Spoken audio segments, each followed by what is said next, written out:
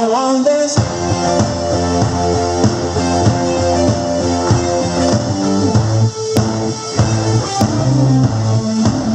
This night is coming for you, bang that drum on your knees. There's nothing else you can do. Watch out, we let it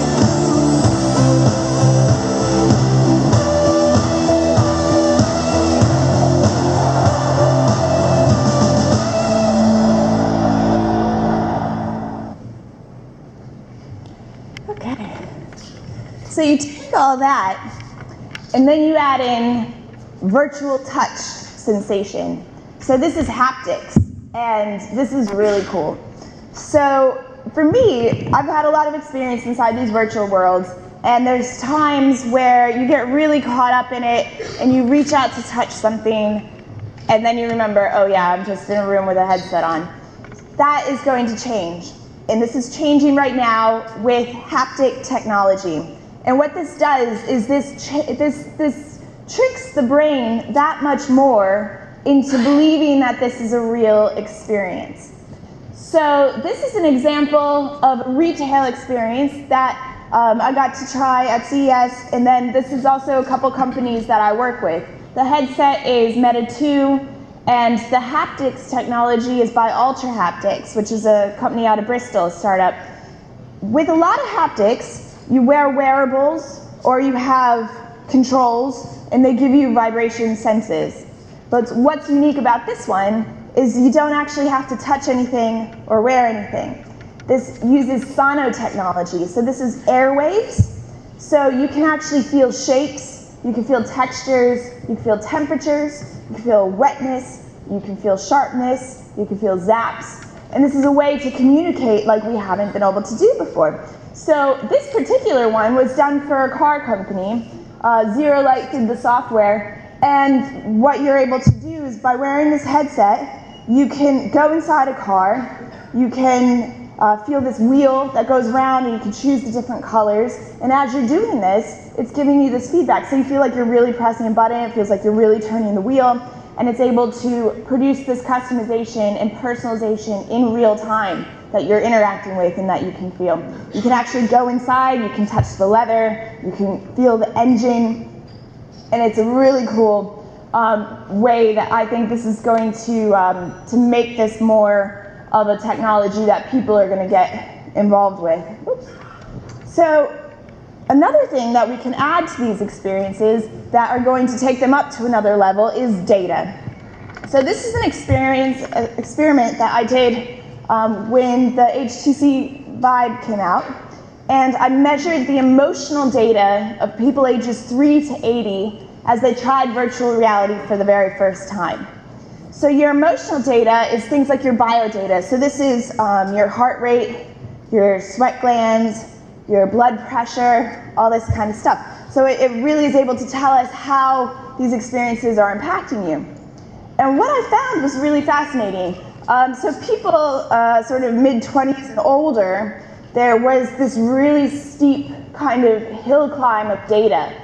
Basically showing that you're not in Kansas anymore, like you are definitely in another kind of reality that is different from your own. Whereas younger generations, when they picked this up, there was this moment of, whoa, isn't this cool? This is weird and cool. But then it went back to their regular data as they had in reality. And what this is an example of is how technology, the line between technology and self is really starting to blur. And for these new generations, this is, the line is hardly existent. So I mean, most of you probably have phones in your hands at the moment. We've become a part of this technology. And so this is the future of where this technology is going, becoming a bigger part of us, becoming a new layer on top of our reality that we interact with. So there's a company called The Mill, and they've taken this kind of research one step further. And what they've done is they've incorporated this into the virtual reality experience to create a generative experience, a personalized generative experience. So using your biodata, it actually affects what you see and what you feel within these virtual worlds. So if I am really anxious, I might see something different from somebody who is really calm. If I'm really happy, I might have a different experience from somebody who's really upset. Which is a really interesting way to start thinking about it. And then if we can do this now with our biodata, where I see this going in a couple years' time is being able to do this with our brainwaves. So there's lots of research being done right now about brain-operated technology. And the potential here is that we'll be able to design things from our brain into this virtual space. Or we'll be able to produce memories inside this virtual space that we can then share like a photograph.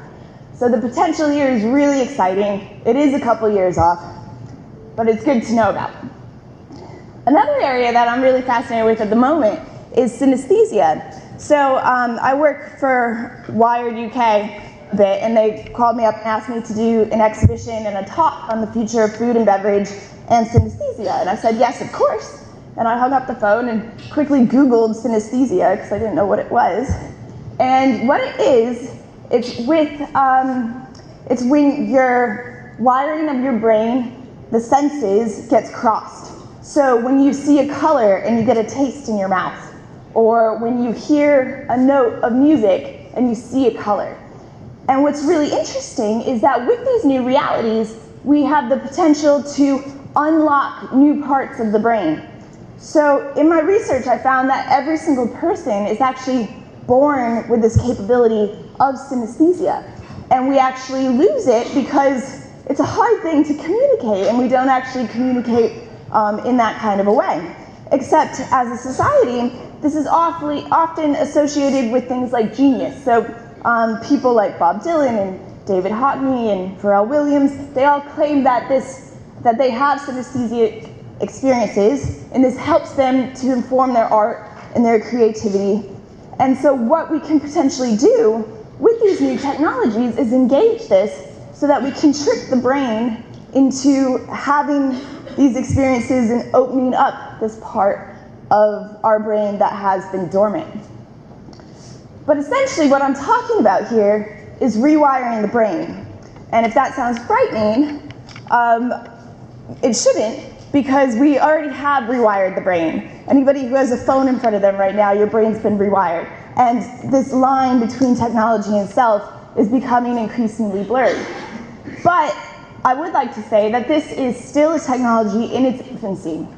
And this is an example of gaming transfer phenomenon. So people who play 2D video games, I don't know if some of you might know people who play Minecraft. So this is a good example. People start to report seeing their real environment with boxes around and hearing the sounds from the game. So if you're inside these virtual worlds for a long time, it starts to transpose onto our reality. So the potential for this to happen within the new realities is actually much greater than the 2D gaming experiences. An example of that is I have a friend who's a developer who's been working a lot developing virtual reality games.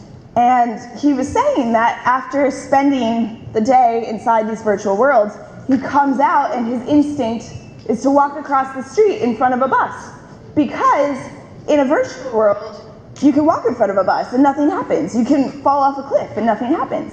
So, to go back into the real world, having had that experience, it changes you and it alters you.